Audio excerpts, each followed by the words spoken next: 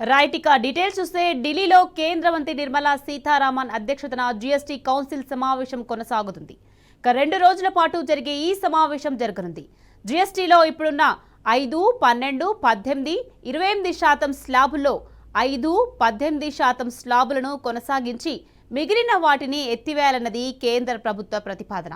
12, 28% స్లాబుల్లో ఉన్న వాటిని 5, 18% స్లాబుల్లోకి సర్దుబాటు చేయనున్నారు. సిగరెట్, గుట్కాలు, విలాసవంతమైన కొన్ని వస్తువులపై మాత్రం 40% ప్రత్యేక పన్ను రేటును అమలు చేయాలన్నది ప్రతిపాదన. దీనికి జీఎస్టీ మంత్రుల బృందం ఇప్పటికే సానుకూలత వ్యక్తం చేయగా జీఎస్టీ మండలి దీనిపై నిర్ణయం తీసుకోనుంది. ముఖ్యంగా ఎలక్ట్రిక్ వాహన కొనుగోళ్లకు ప్రోత్సహించేందుకు వీలుగా వాటిని 5% రేటు పరిధిలోకి తీసుకొచ్చే అవకాశం ఉన్నట్లు తెలుస్తోంది.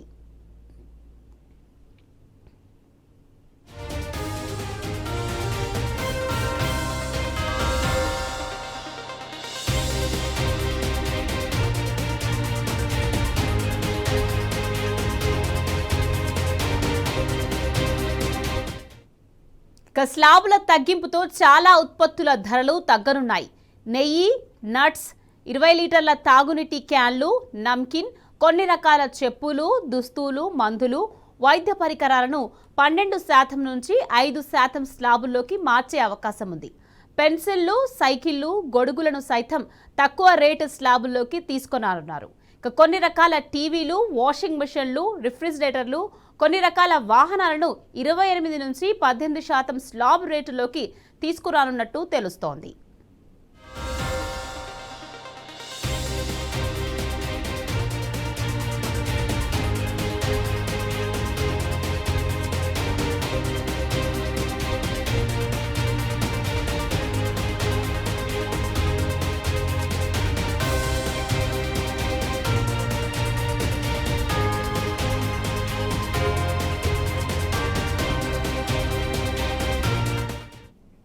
స్లాబుల్లో మార్పుల వల్ల రాష్ట్రాలకు ఆదాయం తగ్గుతుందని పలు రాష్ట్రాలు అభిప్రాయపడుతున్నాయి.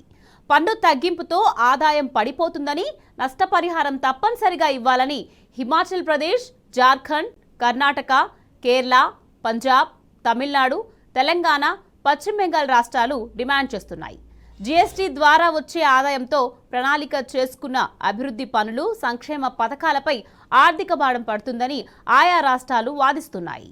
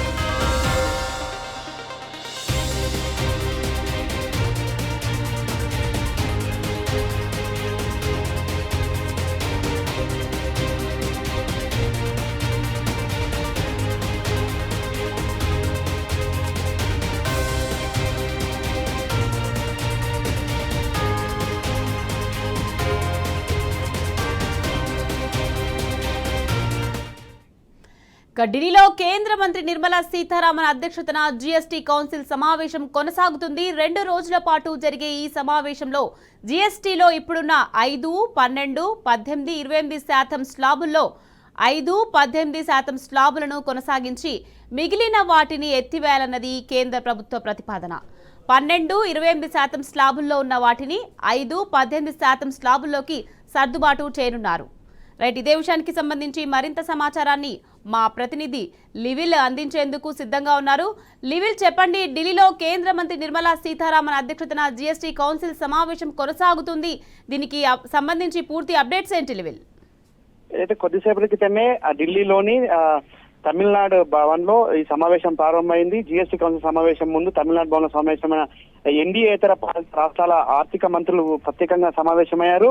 కొద్దిసేపటి క్రితమే జీఎస్టీ కౌన్సిల్ సమావేశం లేవనెత్తిన అంశాలపైన కూడా ఎన్డీఏతర ఆర్థిక శాఖ మంత్రులంతా కూడా ప్రత్యేకంగా సమావేశమే అందులో చర్చించారు. ప్రధానంగా ఈ సమావేశంలో కర్ణాటక, తెలంగాణ, తమిళనాడు, పంజాబ్, పశ్చిమ బెంగాల్, హిమాచల్ ప్రదేశ్, జార్ఖండ్ రాష్ట్రాల ఆర్థిక మంత్రులంతా కూడా ఇందులో హాజరయ్యారు. అయితే జీఎస్టీ కౌన్సిల్ సమావేశంలో పలు కీలక అంశాలపైన కూడా ఈ సమావేశం చర్చించే అవకాశం కనిపిస్తుంది. ఇప్పటికే ఆ జీఎస్టీ కౌన్సిల్ సంబంధించి రాష్ట్రాలకు వెసులుబాటు లేకుండా చేస్తుంది కేంద్ర ప్రభుత్వం అని చెప్పేసి కూడా గతంలో కొన్ని ఆరోపణలు చేశారు. ఆరోపణలకు ఇవాళ మనం కేంద్ర ప్రభుత్వం నిలదీయాలని చెప్పేసి కూడా చెప్పారు. అంతేకాకుండా కొన్ని జీఎస్టీలు తగ్గించడం వల్ల రాష్ట్రాలకు నష్టం వాటిల్తుంది, రాష్ట్రాల ఆర్థిక స్తోమతపై దెబ్బతింటుందని చెప్పేసి కూడా కొన్ని రకాలుగా చెప్తున్నారు. అంతేకాకుండా జీఎస్టీ ప్రధానంగా ఇటు ఏదైతే చేనేత కావచ్చు, ఇతర రంగాలకు జీఎస్టీకి సంబంధించిన తగ్గింపు అనేది కేంద్ర రాష్ట్రాల ప్రభుత్వాలకు ఆధీనంలో జరగాలి. కేంద్ర రాష్ట్ర ప్రభుత్వాలు ఆధీనంలో జరిగినప్పుడు మాత్రమే రాష్ట్రాలకు నష్టం జరగకుండా ఉంటుంది. కానీ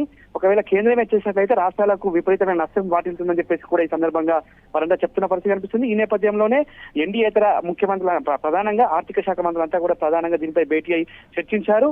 దీనికి సంబంధించి జీఎస్టీలో కీలక అంశాలపైన కూడా చర్చించే అవకాశం అయితే స్పష్టంగా కనిపిస్తుంది. కొన్ని కీలకమైన నిర్ణయాలు కూడా తీసుకునేందుకు ఒక దోహదపడే అవకాశం ఉంది. ఇప్పటికే ట్రంప్ సుంకాల విధింపు నేపథ్యంలో ఈ జీఎస్టీ కౌన్సిల్లో ఎలాంటి వెసులుబాటు కల్పిస్తారు, స్థానికంగా ఉన్న అంటే దేశీయ ఉత్పత్తులకు సంబంధించిన అంశాలపైన కూడా ఎలాంటి అంశాలను ఇందులో సేకరిస్తారు, ఎలాంటి అంశాలపైన కూడా ప్రధానంగా దృష్టి సాధిస్తుంది కేంద్ర ప్రభుత్వం అనేది కూడా దీనిలో చెప్పే అవసరం ఉంది. ప్రధానంగా ఈ ఎన్డీఏతర రాష్ట్రాలకు ప్రధానంగా నష్టం వాటిల్తుంది. ఎన్డీఏతర రాష్ట్రాలకు సంబంధించిన పన్ను విధింపులో కేంద్రమే పెద్దన్న పాత్ర పోషిస్తుంది, కేంద్రానికే పెద్ద ఎత్తున నిధులు తీసుకుంటుంది.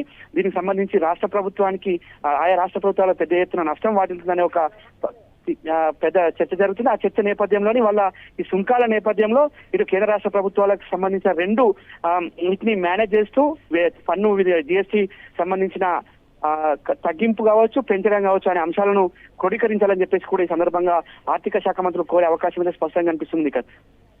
Right, thank you లివిల్.